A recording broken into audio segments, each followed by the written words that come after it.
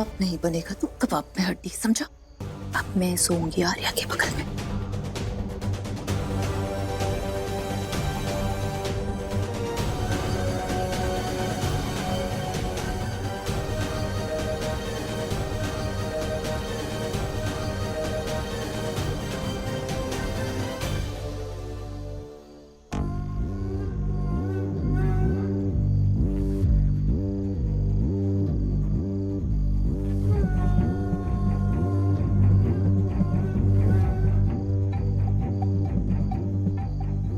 यही तो चाहिए था मुझे, मैं और तुम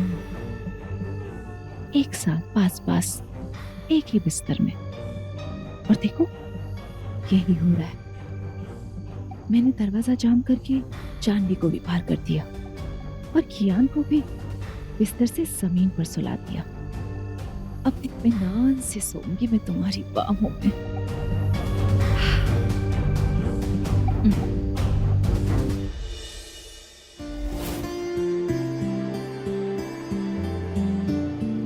जान,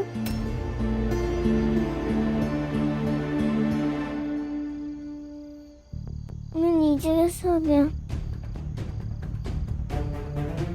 मुझे आप दोनों के बीच में सोना है।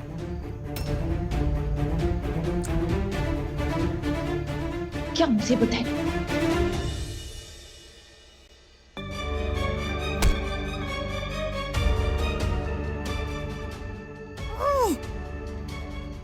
मैंने कितनी मेहनत की आर्या के करीब आने की, और ये कियान तो बच्चा मेरा ही खून होकर मेरे ही रास्ते का कांटा बना बैठा है।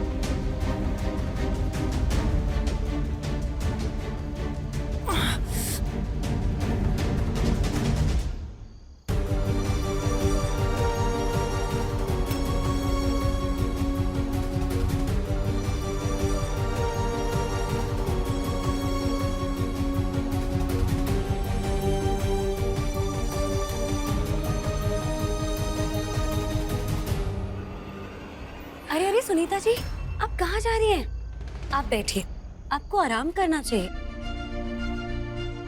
भगवान का शुक्र है जो आपको होश आ गया। आपको पता है आप कितनी बुरी तरह से गिरी थी। आपके माथे से खून बहा जा रहा था। वो तो फिर मैंने आपके माथे पर पट्टी की और फिर हमने डॉक्टर को बुलाया। उन्होंने आपको इंजेक्शंस दिए और उन्होंने कहा कि आप खतरे से बाहर हैं। आपको बस थोड़ा आराम करना है और आप जल्दी ठीक हो जाएंगे।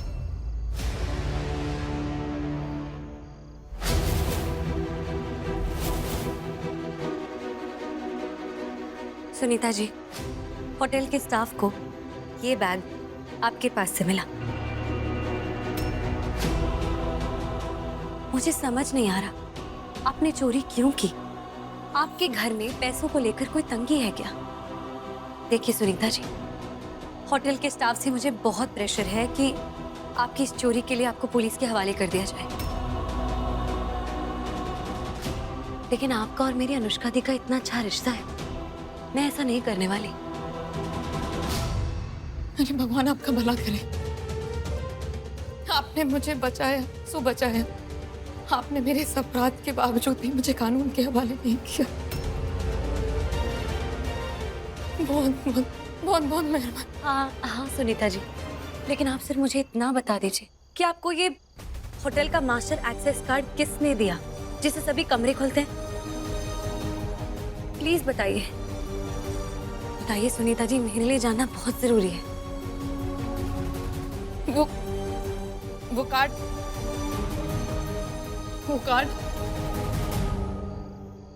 मुझे अनुष्का ने दिया।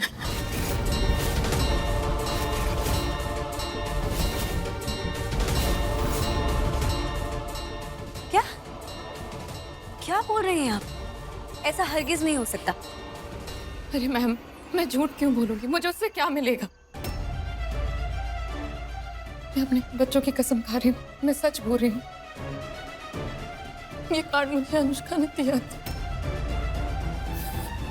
असल में उसने मुझसे बहुत भारी कर्जा लिया था और वो उसे चुका नहीं पा रही थी, तो मुझे बोली कि जा सुनीता, होटल में रुके अमीर लोगों के कमरे में जाकर जी भर के चोरी कर। कभी सोचा नहीं था कि आपको सच बता के उसे इस तरह धोखा दूंगी। आपकी अच्छाई ने मुझे सच बोलने पे मजबूर कर दिया। मैडम, आपकी बहन अनुष्का अच्छी इंसान नहीं है। वो 5 साल कोमा हुआ वाली बात सब झूठ है, सब झूठ है।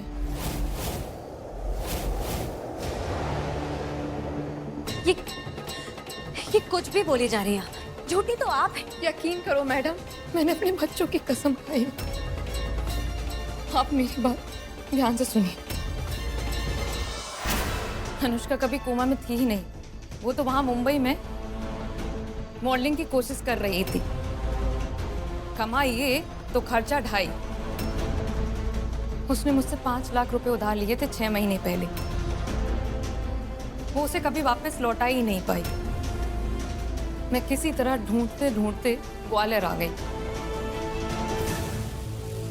और आज आपकी बंगली मैं आप सबको उसकी सच्चाई बताने आई थी। पर मैं कुछ कहती उससे पहले उसने वो मधुमक्खी वाला झत्ता तोड़ दिया ताकि वो जालिम मधुमक्खी पूरे घर में फैल जाए और मुझे सच बताने का मौका ना मिले। और उस सारे हंगामे और भगदड़ में वो मुझे ऊपर ले गई और उसने मुझे जान से मारने की धमकी दी।